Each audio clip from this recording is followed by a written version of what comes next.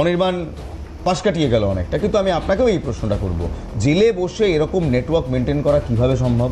Social media, টেলিফোনস, জঙ্গিদের সঙ্গে যোগাযোগ বাংলার জেলে বসে কিভাবে সম্ভব? দেখুন ইলমাজ, আপনি অনেকটা কিছু বলেছেন যে কলকাতা হাইকোর্ট এই প্রশ্নটা তুলেছিল যে তারা অবাক হয়েছিলেন যে জেলে থেকে এতজন কি করে মহিলা প্রেগন্যান্ট হয়ে যায়, রাইট। তো তারপরে হচ্ছে তার তদন্ত শুরু হয়েছে। শুধু তাই নয়, আমরা বিভিন্ন সময় সংবাদ মাধ্যমে রিপোর্ট করেছে যে জেলে বসে একাধিক সিম কার্ড ব্যবহার করা হচ্ছে, জেলে বসে মোবাইল টেলিফোনে কথাবার্তা চলছে। যখন সেটা সামনে আসে তখন সংবাদ মাধ্যম লেখে, না হলে জেলের মধ্যে ওটাগুলো চলতে থাকে। এখন তাহলে হচ্ছে জেলের যে নজরদারিটা দরকার, সেই নজরদারিটা তো সেখানে তো আর কেন্দ্র নেই, সেখানে পুরোপুরি রাজ্য সরকারের।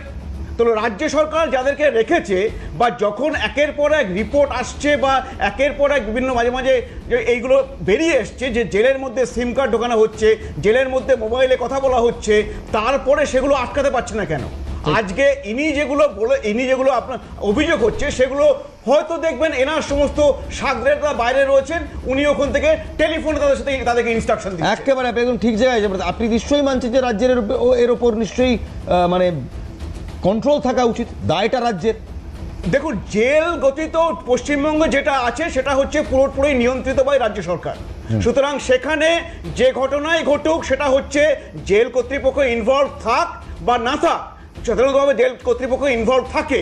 প্রশ্ন হলো যে এই যে জঙ্গি কার্যকলাপের যে সাথে যুক্ত রয়েছে, তার আগে তো ছোটখাটো যারা ক্রাইমে যুক্ত রয়েছে তারা তো জেলে বসে ফোন করছে, মানে রাজ্যের একটা দায় আছে। তখন রাজ্য কিছু করলো না কেন? একেবারে মানে রাজ্যের একটা দায় আছে। আমি 100% ধর্মদা আপনার সঙ্গে আজকে অনেকদিন পর, কিন্তু আমি 100% আপনার সঙ্গে সহমত। এবার এখানেই আমার দ্বিতীয় প্রশ্নটা, যখন মুক্তেশ্বর জেলে হয় তখন আপনাদের রাজ্য সরকারও দায়বদ্ধ তো? দেখুন, কয়েকদিন আগে হয়েছে আইএসআই এর অপারেশন, আইএসআই এর মডিউল চলছে মুক্তেশ্বর জেল থেকে। দেখুন, যে কোনো জেলে বলবো, যে কোনো জেলে যদি সেখানে যদি জেলের মধ্যে হয়, যে সরকার থাকবে তার দায়িত্ব। সেখানে ভারতীয় জনতা পার্টির সরকার থাকলেও সেটা তো কেউ অস্বীকার করতে পারে না।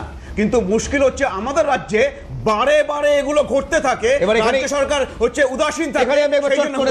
তৃণমূল, মাফ করবেন, তৃণমূল সমর্থক